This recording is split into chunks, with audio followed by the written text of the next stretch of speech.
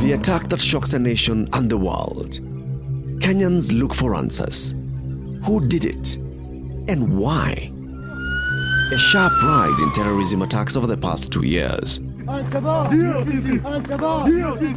The Al-Shabaab, the local Al-Hijra terror group, the danger of homegrown terror, the presence of sleeper cells in Nairobi, Mombasa, Garissa.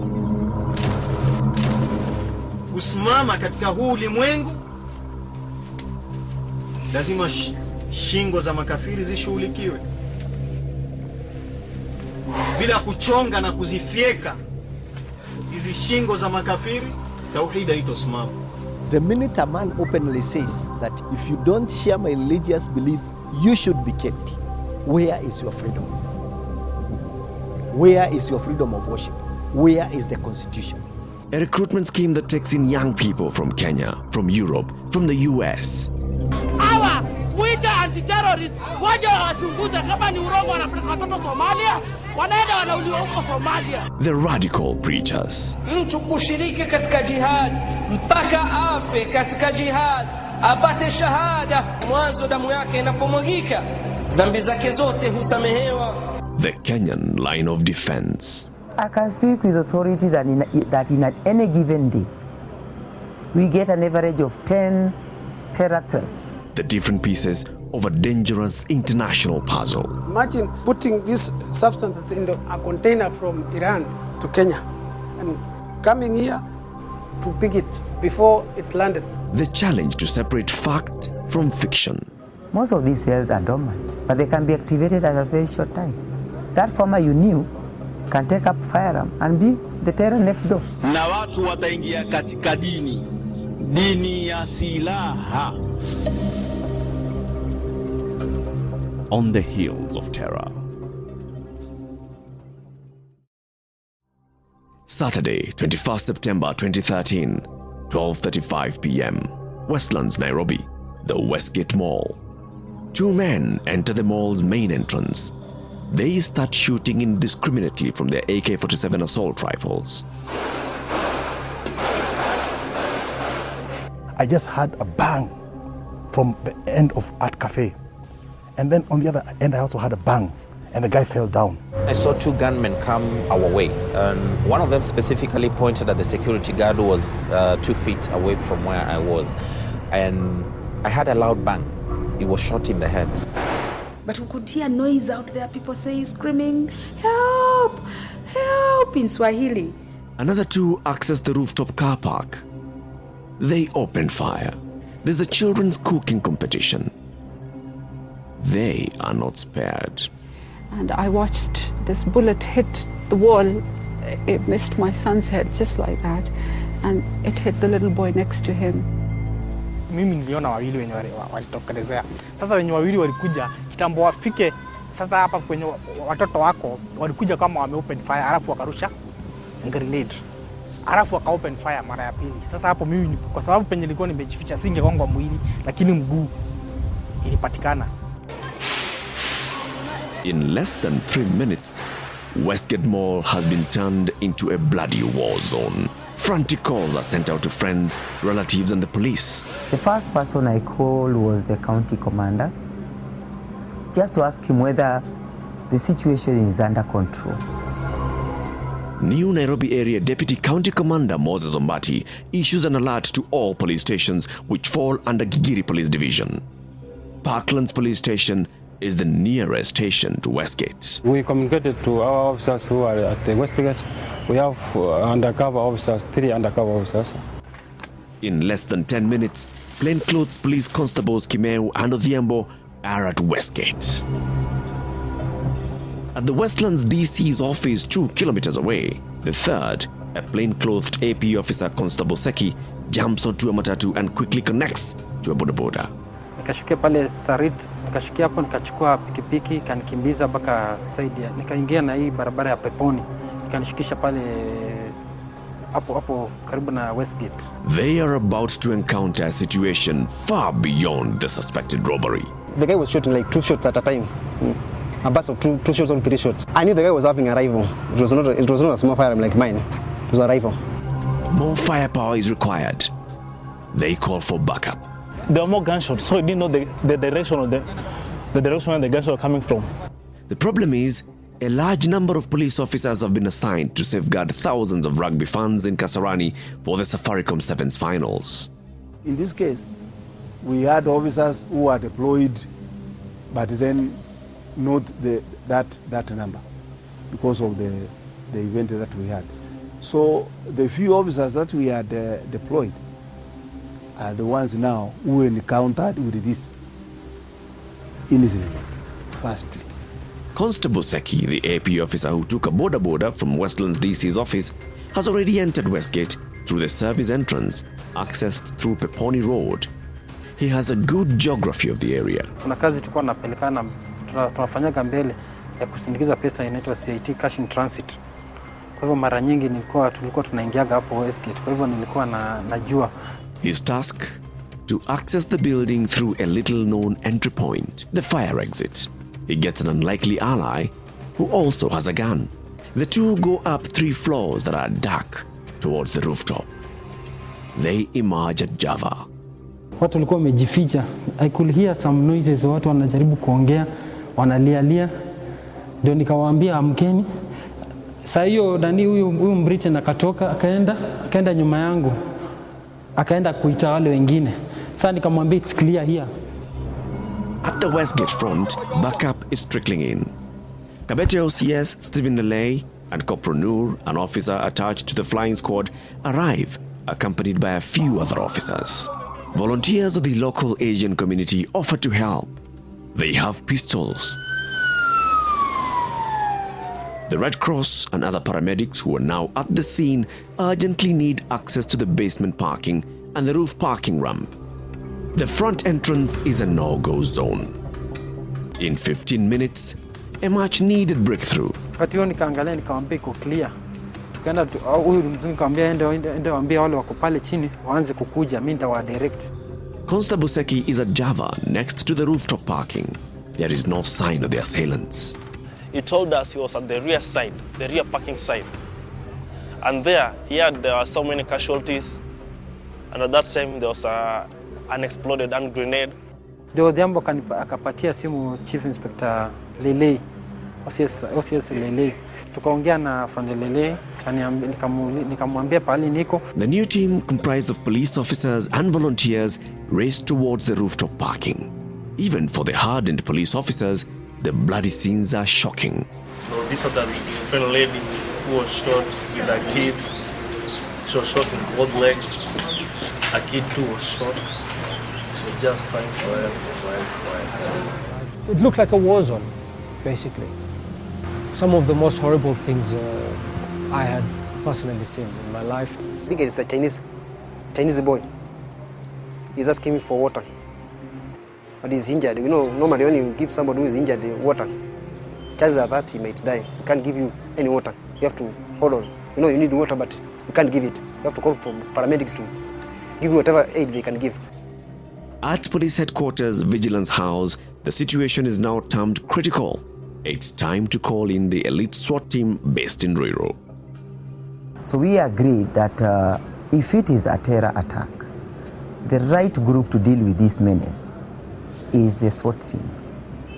And I was able to raise the commander of the unit. And I told him, can you assemble SWAT team immediately? We have a terror attack at Westgate Mall. It may take at least 45 minutes. The first group of responders need to take charge. The Red Cross is counting on them to provide cover as they begin the dangerous and enormous task to rescue which injured persons they can. We called 3 ambulances. Since the ambulance drivers were somehow they were in fear, we had to assure them that they're safe. We called them, they came, we gave them covering fire. By covering fire, I mean we are protecting them as we move upward to where the injured was. Inside the mall, gunshots and screaming can be heard.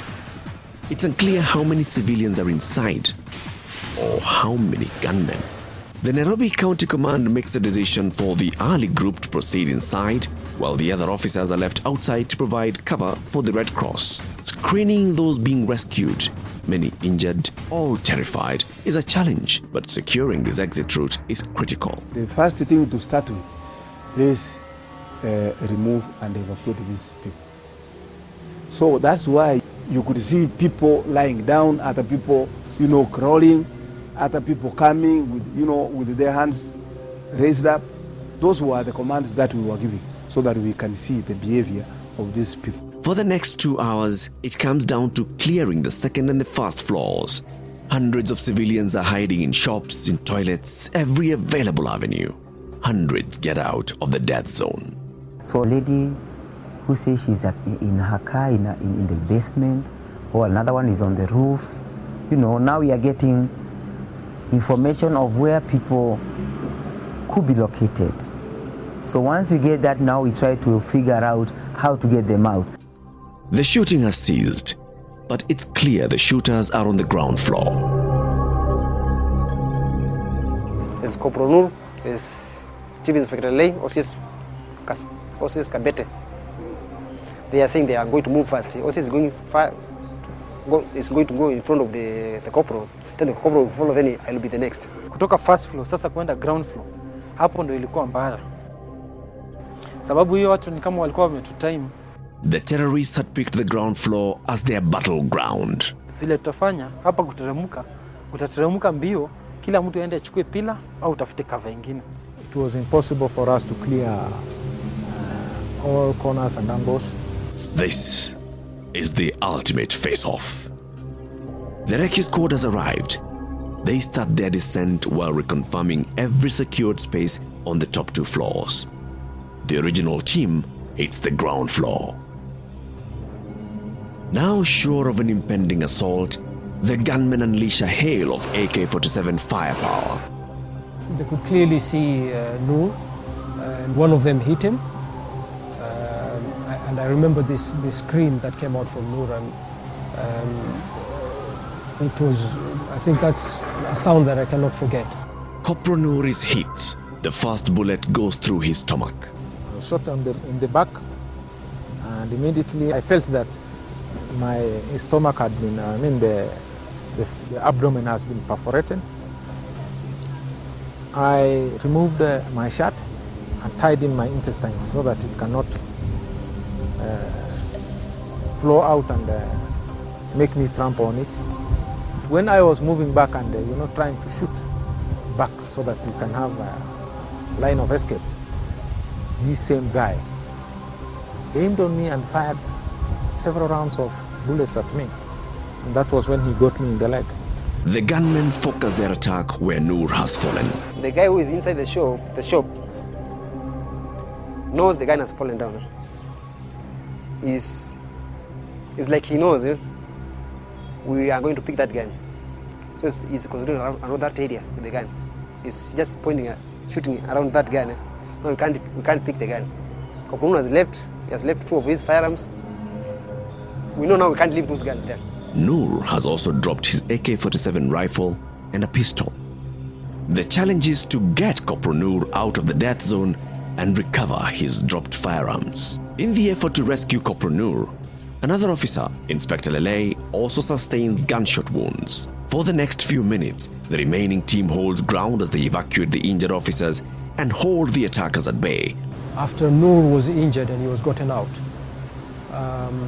2 uniformed police officers came in and gave us reinforcement.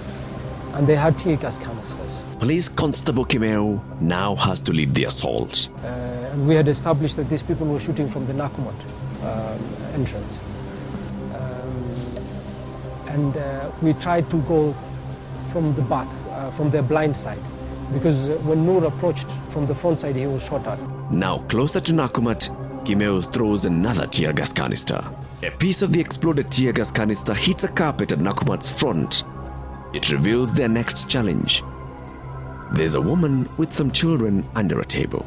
I told her, okay, we're going to rescue you. We're going to throw tear gas canister, then you run towards us. We have to use more tear gas again, because we have to make sure that the guy can't come out and shoot at us, and surprise us. I throw another canister, the third one now. At this point, I think I was much closer to to the lady under the table. I talked to her. Are you okay? Yes.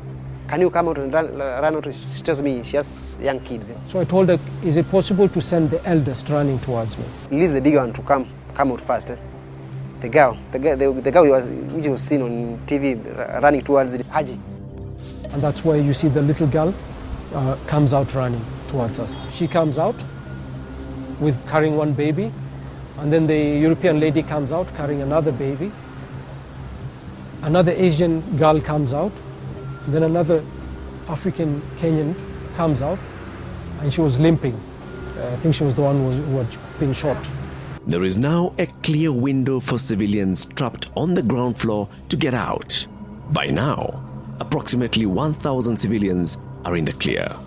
It's now 5:30 p.m. or thereabouts. The police have ceded command to the Kenya Defence Forces, who will need another 72 hours to clear and secure them all. The death toll stands at 67. This is Al-Shabaab's most devastating attack on Kenyan soil. The fact is, this is not the first time the Al-Shabaab have struck inside Kenya. They have been here before. Police say over 80 times. For the attackers, it is allowed in Islam. We cannot be slaughtered everywhere in the world and just sit and cry. We have to react. It is the right thing to do. For us, a chance to fight for our beliefs is the best thing that can happen to us in this world. And the fact that we may be killed in this path is nothing but a glad tiding. I think we have a problem with individuals that are purporting to be of a certain faith. And they do some very barbaric things in the name of a religion. Any perpetrator of wickedness in history has had a reason. Those who perpetrated slavery could quote the Quran and could quote the Bible to claim that it is sustainable. These are the 4 men who murdered 67 people at Westgate Mall. Their faces captured on CCTV cameras at Westgate. These 4 are Khatab al-Kene from Somalia, Abu Bara al-Sudani from Sudan, Omar Naban and Umair, both from Kenya. 4 words capture the connection between the Kenyans, a Sudanese and a Somali. Al-Hijra, Al-Shabaab, Somalia, Al-Qaeda. Al-Hijra is a Kenyan Al-Shabaab affiliate to which Al-Kene and Umair belong. Naban was recruited directly by Al-Shabaab, and it all goes back to Somalia, where they met, bonded and trained. Al-Shabaab, Al-Shabaab, terrorists, This particular group insisted on establishment of Sharia law in Somalia.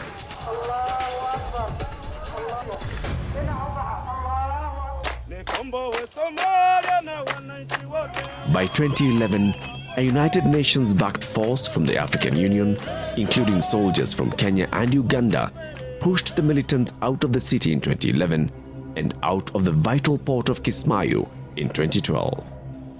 Faced with defeat, they reached out for stronger allies. Today, I have glad tidings for the Muslim nation that will please the believers and disturb the crusaders, which is the joining of the Shabab Mujahideen movement in Somalia to the Al-Qaeda Jihad group. The Al-Shabaab announced a merger with the international terror group Al-Qaeda. It was a calculated move. Al-Qaeda possessed a wide array of assets that included money and weapons, worldwide contacts, and several active cells within East Africa, established by Osama bin Laden when he lived in Sudan. The man who led the Westgate attack, Abu Bara al-Sudani, had been trained by Al-Qaeda. With this support, Al-Shabaab declared war on countries that contributed troops to the African Union, including Kenya. They also developed a recruitment campaign for youths to join the Al-Shabaab as fighters. A dark chapter of terror in East Africa begins. The state of Minnesota, home to over 70,000 Somali immigrants, loses over 40 young men who respond to the call of jihad in Somalia. According to American media, 17-year-old Burhan Hassan, an A student from Minneapolis, disappears. Months later, his mother gets a call. It's a telling call. Mom, I'm Somalia. Don't worry about me, I'm okay. But he wasn't okay. Hassan had joined Al-Shabaab as a soldier. Not long afterwards, he was reportedly killed.